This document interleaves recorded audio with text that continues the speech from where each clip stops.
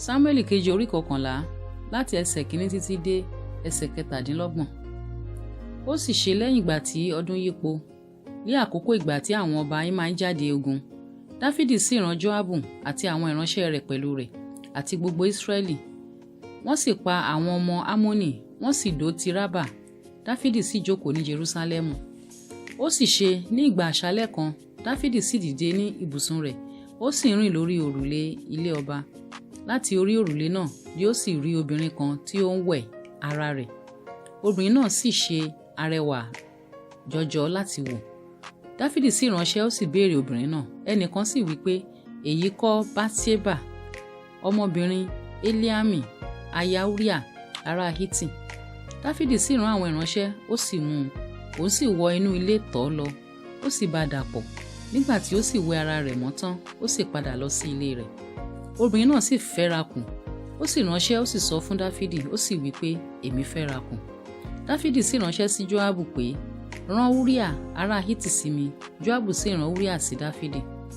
Nígbà tí Uriah sì dé ọ̀dọ̀ Dáfídì, Dáfídì sì bí ní èrè àlàáfíà Joabu àti àlàáfíà àwọn ènìyàn náà àti bí ogun náà ti ń ṣe.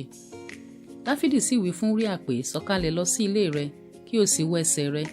Uriah sì jáde kúrò nílé ọba, oúnjẹ láti ọ̀dọ̀ ọba wá sì tọ̀ ọ́ lẹ́yìn. Ṣùgbọ́n Uriah sùn lí ẹnu ọ̀nà ilé ọba lọ́dọ̀ gbogbo ìránṣẹ́ olúwa rẹ̀, kò sì sọ̀kalẹ̀ lọ sí ilé rẹ̀.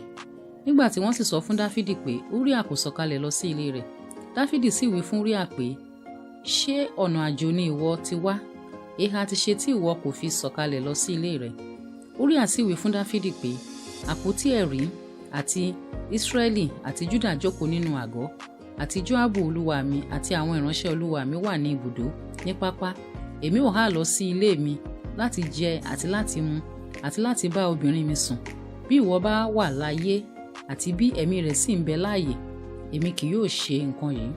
Dáfídì sì wí fún Uriah pé, sì dúró níhìn lónìí, ní ọ̀la èmi ò sì jẹ́ kí ìwọ kí ó lọ. Uriah sì dúró ní Jerúsálẹ́mù ní ọjọ́ náà àti ìjọ́ kejì. Dáfídì sì pè é, ó sì jẹ ó sì mu níwájú rẹ̀, ó sì mú kí ọtí kí ó pa á. Òun sì jáde lé alẹ́ lọ sí ibùsùn rẹ̀ lọ́dọ̀ àwọn ìránṣẹ́ olúwa rẹ̀, kò sì sọ̀kalẹ̀ lọ sí ilé rẹ̀. Ó sì ṣe lí òwúrọ̀, Dáfídì sì kọ̀wé sí Joabu, ó fi rán Uriah. Ó sì kọ sínú ìwé pé, fi Uriah síwájú ibi tí ogun gbé le, kí ẹ sì bò ó sílẹ̀ kí wọ́n lè kọlù ú kí ó sì kú. Ó sì ṣe nígbà tí Joabu ṣe àkíyèsí ìlú náà, ó sì yan Uriah sí ibì kan ní ibi tí òun mọ̀ pé àwọn alágbára ọkùnrin ń bẹ níbẹ̀. Àwọn ọkùnrin ìlú náà sì jáde wá, wọ́n sì bá Joabu jà. Díẹ̀ sì ṣubú nínú àwọn ènìyàn náà nínú àwọn ìránṣẹ́ Dáfídì. Uriah ará Hiti sì kú pẹ̀lú. Joabu sì ránṣẹ́, ó sì ro gbogbo nǹkan ogun náà fún Dáfídì.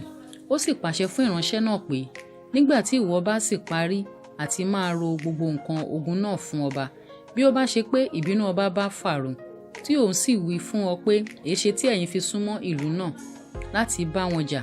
Wọn kò mọ̀ pé wọn ò tafà láti orí odi wá. Ta ni ó pa Abimeleki ọmọ Jeru-Beṣeti? Kì í ṣe obìnrin ni ó yí òkúta ọlọ lù ú láti orí odi wá, tí ó sì kú ní Tébésì. Èéha ti rí tí ẹ̀yin fi súnmọ́ odi náà? Ìwọ ó sì wí fún un pé, Uriah ìránṣẹ́ rẹ ará Hiti kú pẹ̀lú. Ìránṣẹ́ náà sì lọ, ó sì wá, ó sì jẹ gbogbo iṣẹ́ tí Joabu rán fún Dáfídì.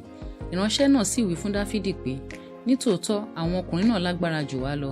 Wọ́n sì jáde tọ̀ wá wá ní pápá, àwa sì tẹ̀lé wọn títí wọ́n fi dé ẹ̀yìn odi.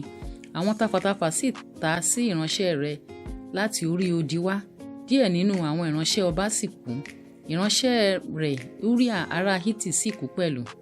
Dáfídì sì wí fún ìránṣẹ́ náà pé, báyìí ni ìwọ ó wí fún Joabu pé, má ṣe jẹ́ kí nǹkan yìí kí ó burú lí ojú rẹ, nítorí pé idà á máa jẹ lí ọ̀tún lí òsì.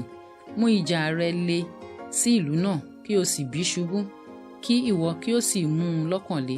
Nígbà tí aya Uriah sì gbọ́ pé Uriah ọkọ rẹ̀ kú, ó sì gbààwẹ̀ nítorí ọkọ rẹ̀. Nígbà tí àwẹ̀ náà sì kọjá tán, Dáfídì sì ránṣẹ́, ó sì mú un wá sí ilé rẹ̀, òun sì wá di aya rẹ̀, ó sì bí ọmọkùnrin kan fún un.